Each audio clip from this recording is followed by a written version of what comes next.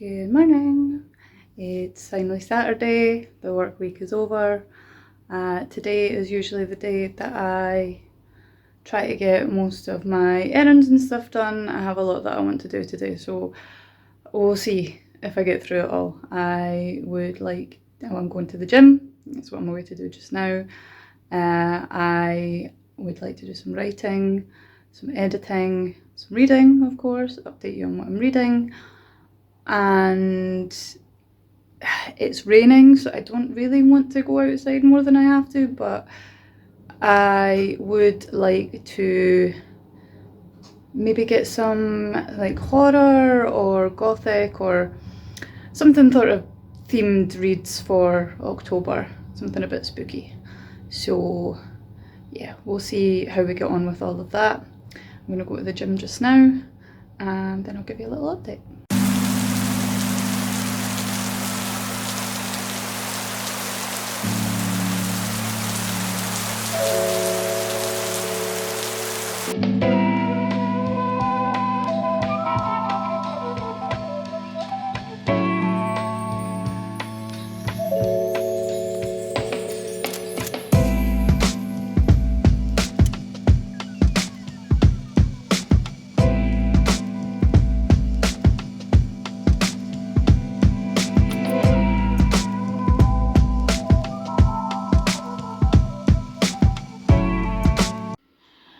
Okay, so I am back from the gym and just want to give you a little taste of what my kitchen looks like right now. Yesterday was Friday. I was not feeling it, and yeah, I just decided to leave it like this. Honestly, this isn't really that bad. If the dishes were stacked rather than just everywhere, then it would look a lot better.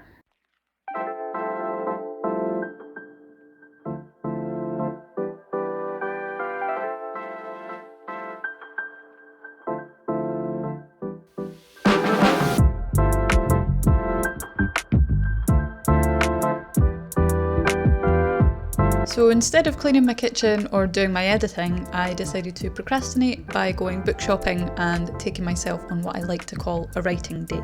I try to do this every Saturday if I can.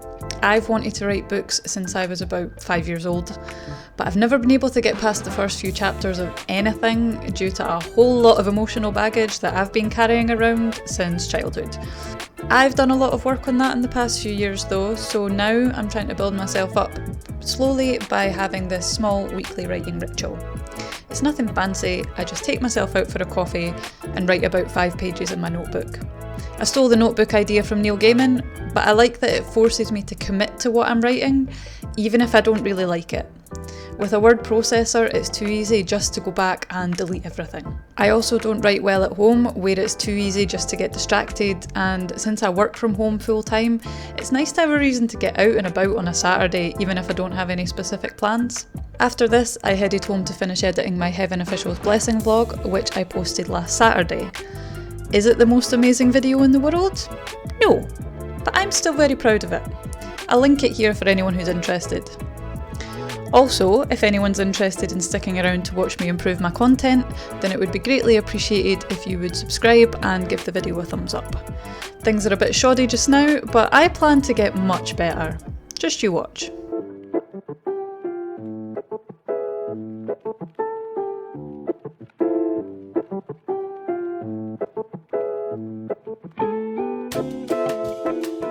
Okay, we're back. It's still raining. Let's talk about some books. Was hot. So I've collected my books from the past few weeks that I've bought. I only got 2 new ones today. However, I feel like the rest, it's a gradual haul past few weeks. So we're going to start with what I'm currently reading, which is 2 books, PopCo by Scarlett Thomas. Scarlett Thomas also wrote The End of Mr. Y, which is like one of the books that defined my 20s. Did not realise that she had another one. She has more than one, actually. I'm just not paying attention. Her books teach you stuff. You know, I've been reading this, I've been learning about code breaking and maths and how companies do ideation and market research. It critiques capitalism. Super interesting. The other book that I am currently reading is The Song of Achilles by Madeline Miller, the winner of the Women's Prize. I mean, we know what happens to Achilles. It's spoilers for a thousands of year old Greek myth. We don't get the phrase Achilles heel for nothing. Obviously it's not going to end well, but it's beautifully written. I've only read the first few chapters, but it's very poetic, very beautiful.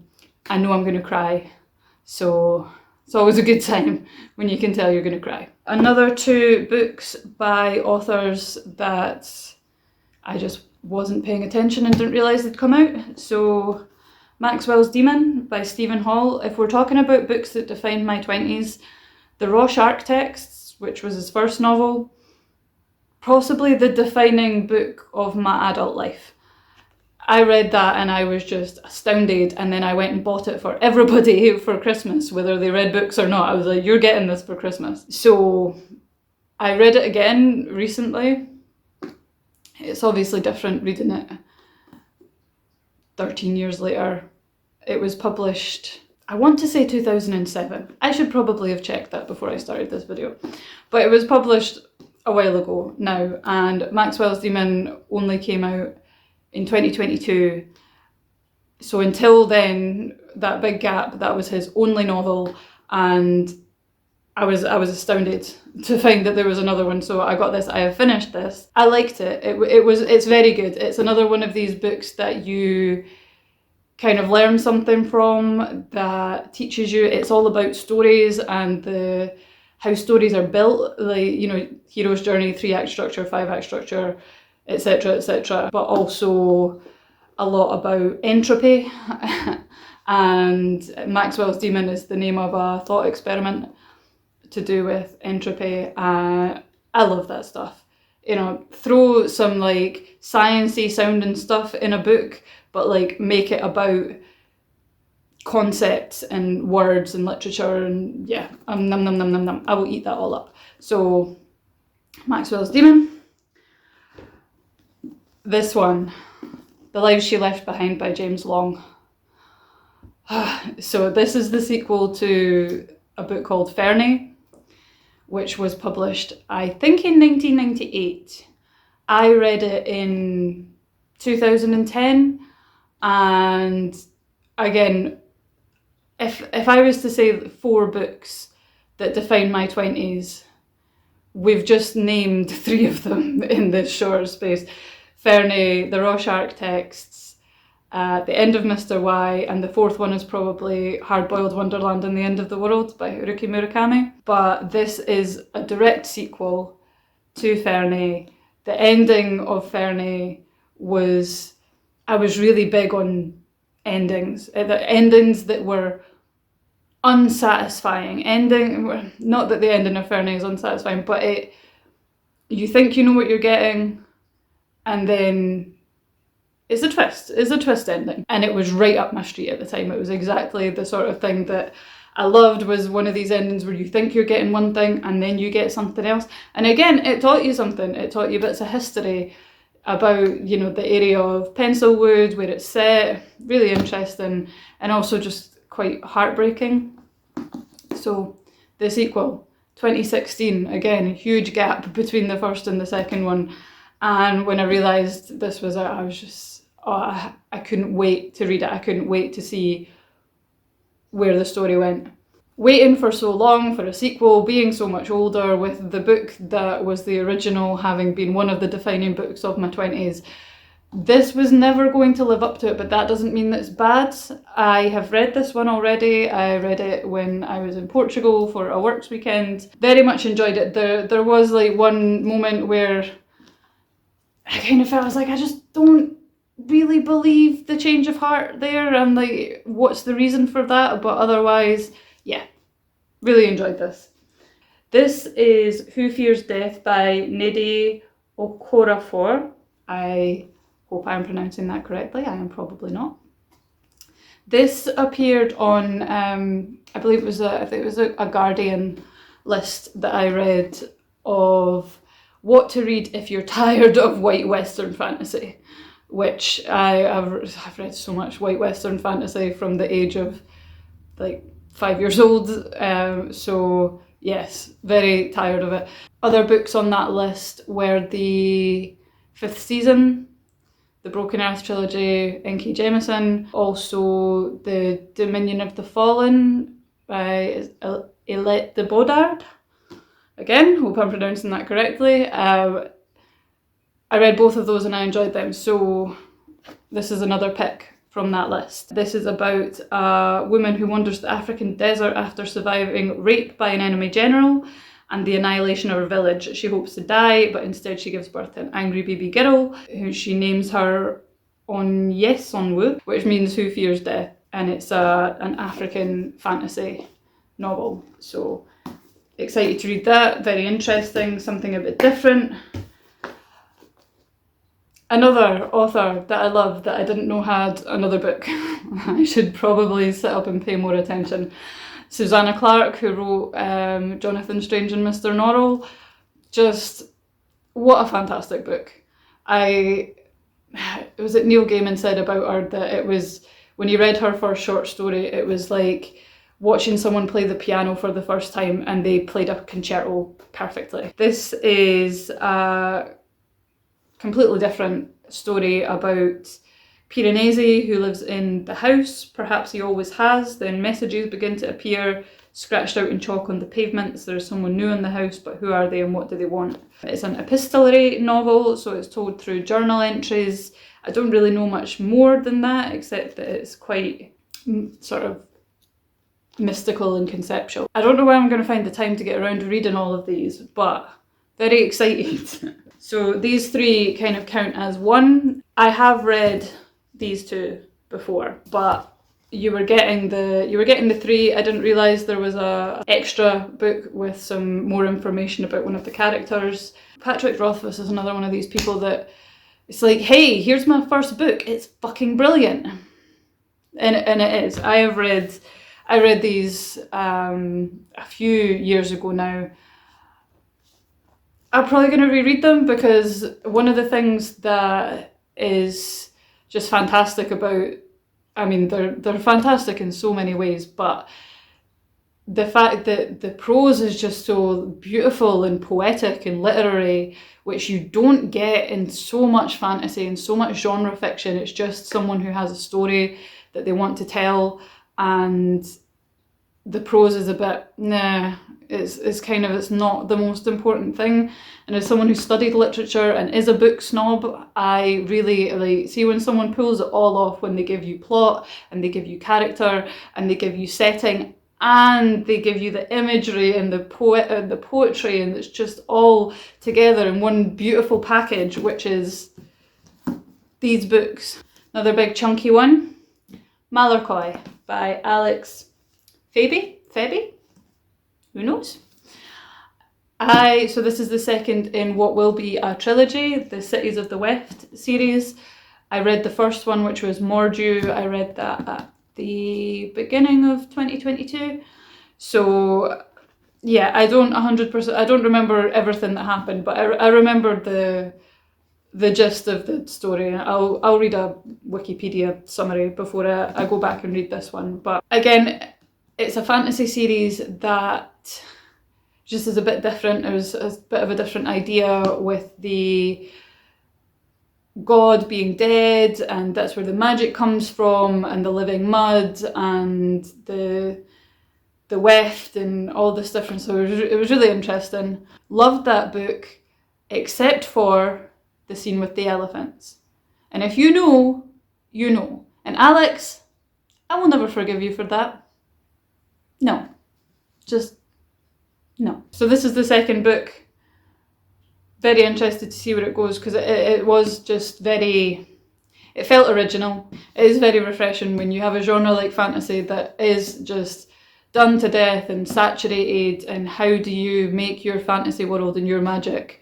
How do you make it original 70 years after Tolkien. Why do fantasy books have to be so big? Why do the good ones have to be so big? Like, I've got a full-time job. I'm not going to read all these. Okay, we're nearly there, so we've got a few left. Oh. So these are the first 2 books of Heaven Official's Blessing. I did a reading vlog on the first one, which I have almost finished editing. That will be up shortly. I ordered the second one because for all its flaws, I want to know what happens with the characters. I love them. As I said in the vlog, I don't know if I love them because of the book or because of the animated series, which I watched first, which is just, oh my god. Like, if you like anime or donghua, go watch it. It's beautiful. It's amazing. Yes, yes, yes, yes, yes. But yes, so I bought the second one. I did see more of them in Waterstones. I was tempted, but they didn't have number 3, or I may have come away with number 3. But I am probably going to leave that one until the second season of the anime wraps up, because I want to experience that fresh. And finally, on to the books that I bought today. I thought that I had bought one get one half price, because this one has a buy one get one half price sticker on it, and this one was on a table that I thought was buy one get one half price. It turns out I paid full price for both, and I'm absolutely raging about it. Look at this face. I'm so angry. Anyway, this was my original pick. The other one was only picked because I thought I was getting it half price.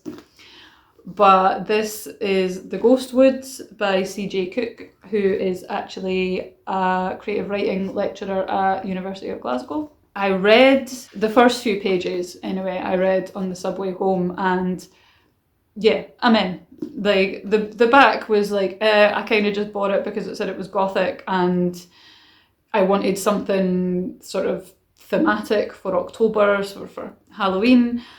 But yeah, those first few pages, they set it up for me. I am, yeah. The first sentence, I have a ghost in my knee. There's a small pocket just behind the kneecap and she's hiding in there, all tucked up in the soft mattress of cartilage. It's like, okay, tell me more. There's also a pregnancy where she swears she hasn't had sex and then she robs a butcher's shop. So that's a lot. That's a lot for like 5 pages. So I'm pretty interested to see where that goes. This is All Hallows by Christopher Golden. I have no idea about this at all. I've never heard of it, but it's set in the 80s in Massachusetts. All the townsfolk are having a lot of drama going on, but there's 4 children who do not belong walking door to door looking for someone to keep them safe from the cunning man. Another Halloween read. Who knows if I'll get to it. It might just end up on the shelf until next Halloween or until I donate it, but we'll have a go. And that's my book haul. So priorities, obviously, to finish these 2 that I'm currently reading. Then I believe I will be reading The Ghostwood, definitely. That will be my Halloween read. And then we'll put All Hallows on there as well. So this is the October TBR. I'm not going to get too ambitious and try adding anything else onto there because let's be realistic, you know, I read 2 books a month-ish. I think I'm on track to read 30 books this year. This is enough. So with that said, I have got some cleaning to do, some food to eat, some editing to do, and then we're going to get cozy with a book.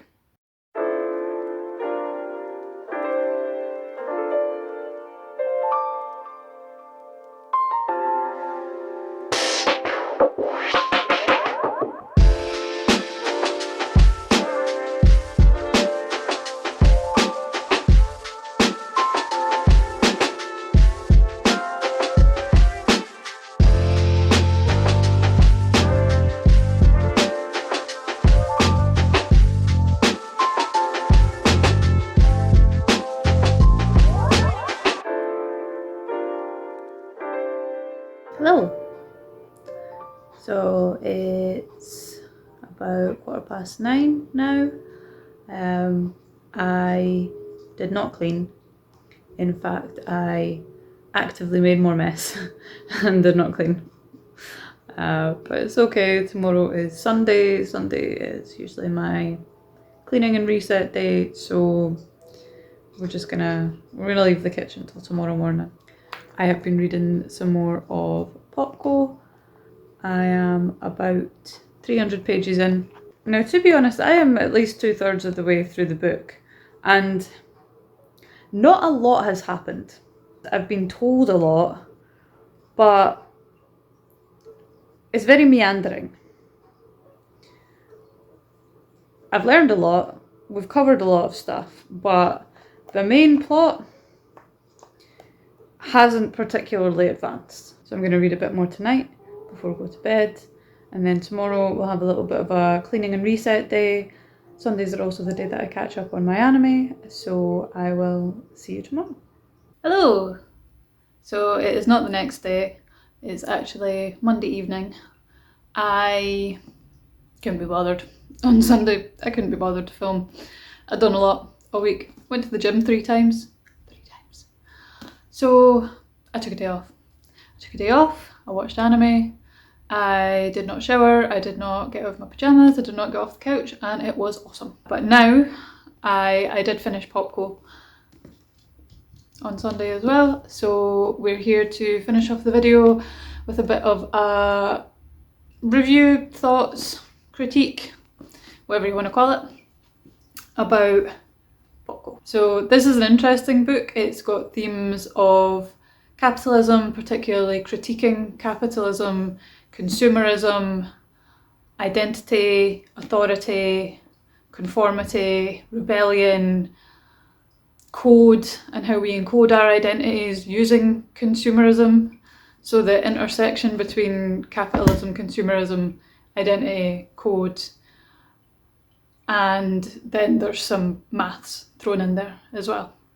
So there's a lot of ideas. It's a very interesting book to read. I definitely learned something from this book, but whether it's completely successful as a story is a bit of another question. So let's start with the positives. It's a book about ideas. So in my opinion, you're probably more likely to enjoy it if you enjoy literary fiction, where the ideas and the themes being explored are really more important than having a page-turning plot. Very occasionally you'll get someone who can do both, but I find that most of the things that I read, they're somewhere on the spectrum, but they will lean more heavily towards one or the other. A positive for me, but which won't be for everyone, is that the book takes a strong standpoint on social issues. Why it's a positive for me is because that standpoint aligns with my own view on those issues. Things like animal welfare, consumerism, the greed inherent in late stage capitalism, the need for constant growth. But that's not going to be to everyone's tastes, particularly as the book goes out of its way to point out our complicity in the system and the fact that we are benefiting from the exploitation of the planet and animals and workers in other countries. People don't find that comfortable. And even I feel very guilty after reading this book. I am considering going back to veganism. Another positive for me for this book is that you come out of it having learned things. It's taught me things about code breaking and about math. The prose is interesting as well.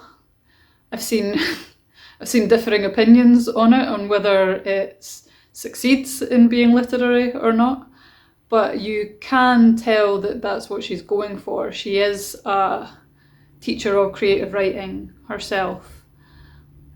For me, even the attempt is better than nothing. I enjoy that she's tried to do something different with it, that she's tried to be literary. And I think in many cases she succeeds. That's my opinion at least. On to my criticisms of PopCo.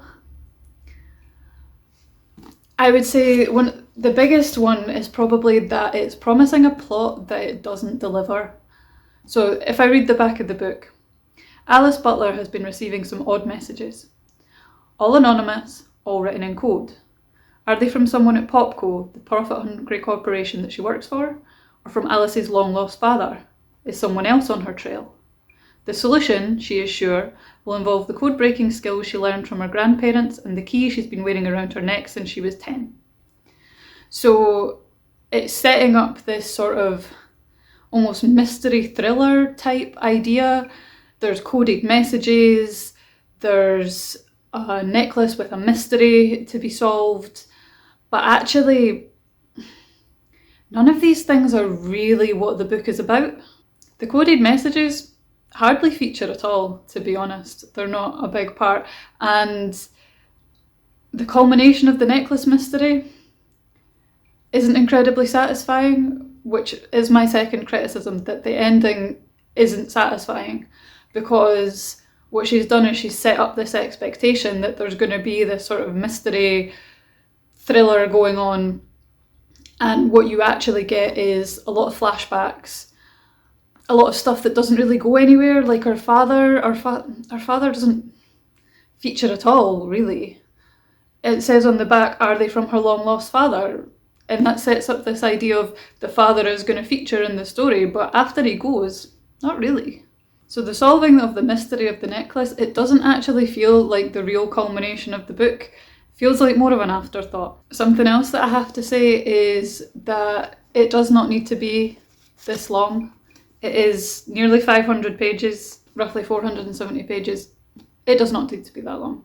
The plot could be over in about 300, less probably. What makes it so long is that there's all of this exposition, there's all of this explaining of all of these different ideas, which, while all of them are related to what she's exploring, not all of them are strictly necessary for us to know. It seems like she has just tried to jam everything in there. And that really gives it a bit of a problem with the dialogue as well, because she puts a lot of this exposition into dialogue, and it's very obvious that these conversations are only there so that she can explain these ideas to you. It doesn't feel very dynamic. And probably the other one is pacing. As I said, the main plot could have been over and done with in a much shorter amount of time. I do enjoy the flashbacks. I enjoy young Alice. She's funny. That's probably some of the most entertaining parts of the book, is especially when Alice starts to become a teenager and she starts trying to craft her own identity. It's quite entertaining, the way that she describes it. And having been a teenage girl myself, it takes me back to those days. However, the grown-up Alice, the main plot that it keeps diverting from, is painfully slow, you might say. But I enjoyed the journey. I have to say I enjoyed the journey. Two of my favourite moments from the book were probably the point where she discusses how we use things like books and DVDs and other kind of cultural markers to encode our identity so that other people can read that code. There's one scene where one of the guys asks her about her DVD collection, and he makes the joke about how that's how you decide if you want to sleep with someone. There used to be the books that they have, and now it's your DVD collection. Now this took me back to being 17 and desperately curating my DVD collection so that people would think I was cool. Oh, I wanted people to know that I was into cool movies because that meant that I was cool. And it really captured that quite well. Another of my favourite moments was where she basically compares teenage girls to Nazis. So Alice is learning about the Stanley Milgram experiment, where they gave the participant a button which apparently caused electric shocks. It didn't. The person in the chair was an actor. It was to see how the person responded to authority, because the person leading the test would be in there and they would encourage them to continue doing it. And most people, when an authority figure condoned it, would continue administering what they believed to be extremely painful and possibly dangerous electric shocks.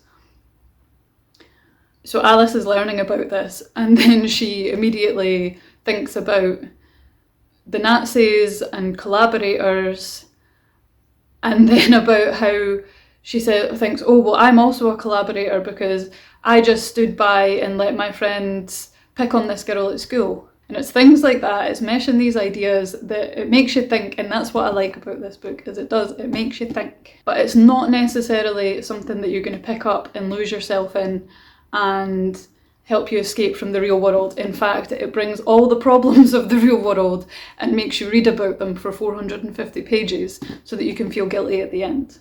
So my overall impression is that I enjoyed this book, but it is not going to be to everyone's tastes. It's a bit love it or hate it.